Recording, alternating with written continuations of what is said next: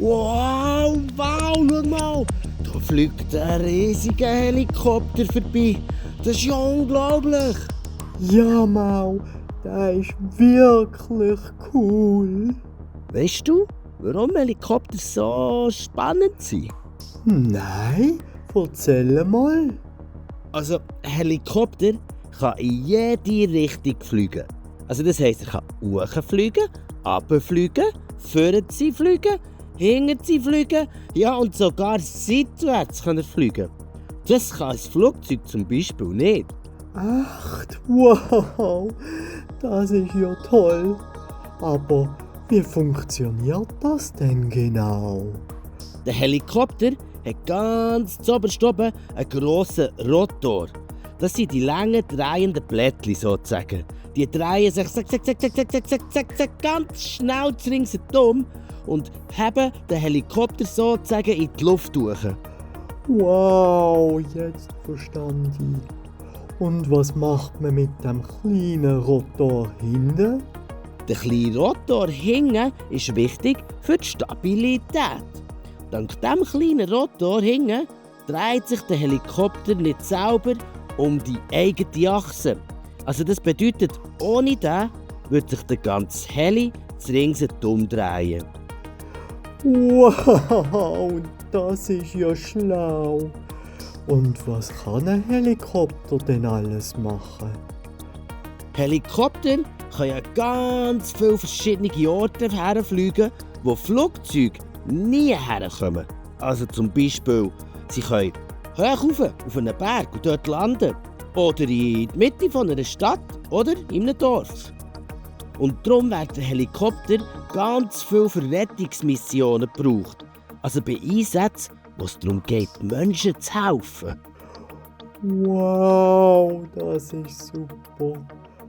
Und von was ist das große Fenster vorne?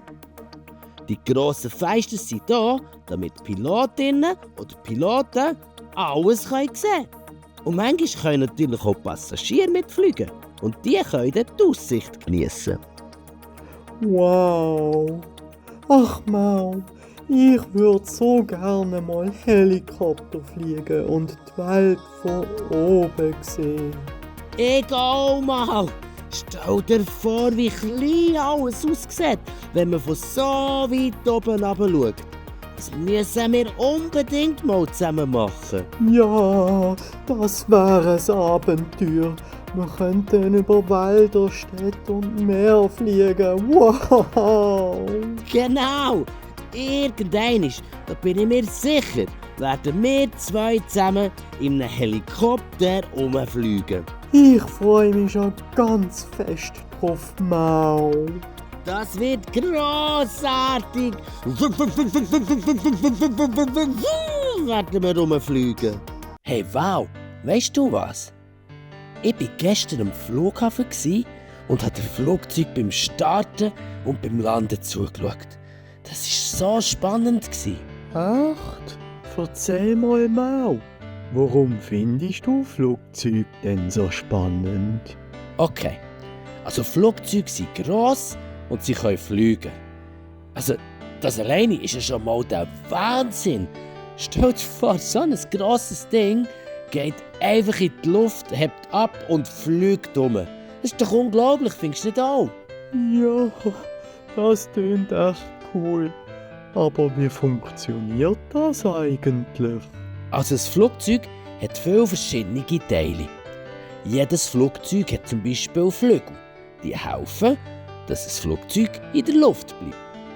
Dann hat es Triebwerke, die das Flugzeug antreiben. Dann gibt es immer auch ein Cockpit. Drinnen hockt der Pilotin und steuert das Flugzeug. Was ist denn am Cockpit so besonders? Im Cockpit hat es ganz viele Knöpfchen und Lichtchen und so Hebel. Die alle braucht die Pilotin, um das Flugzeug zu steuern. Es hat Knöpfe für Triebwerk, wo man sich anlassen und abstellen und anlassen und abstellen und anlassen und abstellen. Und dann gibt es auch Hebel, mit denen kann man die Höhe und die Richtung vom Flugzeug ändern. Und außerdem gibt es Bildschirme, Darauf sieht man ganz genau, wo sich das Flugzeug gerade befindet und wie hoch es fliegt. Wow, das klingt ganz schön kompliziert. Ja, und ein bisschen kompliziert ist es also schon, ja, das stimmt. Und gerade darum müssen Pilotinnen und Piloten viel lernen und üben, bevor sie ein Flugzeug ganz alleine dürfen fliegen. Aber es ist schon richtig spannend, all die Knöpfe und Hebel zu sehen und dann noch zu verstehen, für was genau die alle da sind. Und was kann denn ein Flugzeug sonst noch alles? Ein Flugzeug kann ganz schnell vom einen Ort zum anderen Ort fliegen. Und dabei kann es ganz viele Menschen und Sachen mit transportieren. Und ein Flugzeug ist darum mega praktisch, wenn man weit weg reisen will und eben nicht mit einem Schiff übers Meer gehen will, zum Beispiel. Wow, das klingt toll. Aber Mann, ist Fliegen denn nicht schlecht für die Umwelt? Ja, da hast du schon recht. Ja, wow, das stimmt. Flugzeuge verbrauchen leider richtig viel Treibstoff. Das ist eben leider nicht gut für die Umwelt. Darum sollte man sich gut überlegen, ob man wirklich muss fliegen, um nach herzukommen, oder ob man nicht auch mit dem Zug oder mit einem Schiff könnte an den gleichen Ort herfahren. Das ist ein guter Punkt, Mau. Man soll also nur dann fliegen, wenn es wirklich nötig ist. Eigentlich schon. Aber weisst du was, Val? Im nächsten Flug möchte ich unbedingt mal ins Cockpit hineinschauen und sehen, wie eine Pilotin all das steuert. Das wäre so spannend. Oh ja, das will ich auch. Lass uns das unbedingt machen. Abgemacht. Das wird ein Abenteuer. Aber natürlich nur, wenn wir nicht den Zug nehmen können. Wow! Hey Val, du glaubst nicht, wo ich gestern war. Im Verkehrshaus zu Luzern. Das war richtig spannend. Wow! Das Verkehrshaus? Wow! Ist das nicht der Ort mit all diesen Flugzeugen und Zügen und Autos, wo man anschauen kann? Ja, genau. Gerade beim Reingehen habe ich riesige Flugzeuge gesehen. Oh, ich war so aufgeregt, dass mein Schwanz fast wie ein Propeller gewackelt hat. Erzähl mir bitte mehr. Hat es dort auch Flugzeuge, die du von innen anschauen konntest? Oh ja, in der Luftfahrthalle hat es einen riesigen Swissair-Flüger gehabt. Ich bin reingegangen und habe mich wie ein richtiger Pilot gefühlt. Und willst du wissen, was noch? Es hat einen Rega-Rettungshelikopter gehabt. Und die Rega, die hilft Leute, die in den Bergen stecken geblieben sind. Dann kommt der Helikopter und holt sie raus. Wow, die Rega ist wirklich toll. Und hat es auch Gondeln gegeben? Ich liebe Gondeln. Natürlich. In der Seilbahnausstellung hat es Gondeln in allen Farben gehabt. Ich habe gelernt, dass sich die einzelnen Gondeln an einem starken Seil festhalten, also angemacht sind. Und so zwischen den Bergen wie schweben. Und immer, wenn eine Gondel über einen Masten fährt, dann wackelt sie so ein bisschen. Das Kutzelt ganz so komisch im Bauch, findest du das auch? Das tönt lustig. Und was hast du sonst noch alles gemacht im Verkehrshaus? Was ich noch gemacht habe? Ich habe natürlich den Tourismus-Flipper ausprobiert. Das ist mega. Dort kugelt eine Kugel durch die ganze Schweiz und zeigt, was Touristen in der Schweiz alles machen können. Skifahren, Schoki essen, Busfahren, in Hotels schlafen. Also, ich habe richtig etwas gelernt. Ein riesiger Flipper. Das tönt nach ganz viel Spass. Hat es auch noch etwas gehabt, das du ausprobieren konntest? Ja klar, und zwar bei der Experience Energy. Bei dieser Ausstellung konnte ich selber Strom erzeugen, indem ich wie ein Veloprofi gestrampelt habe auf dem Velo. Und dort habe ich gelernt, wie wichtig es ist, Energie gescheit zu brauchen und nicht dumm zu verbrauchen.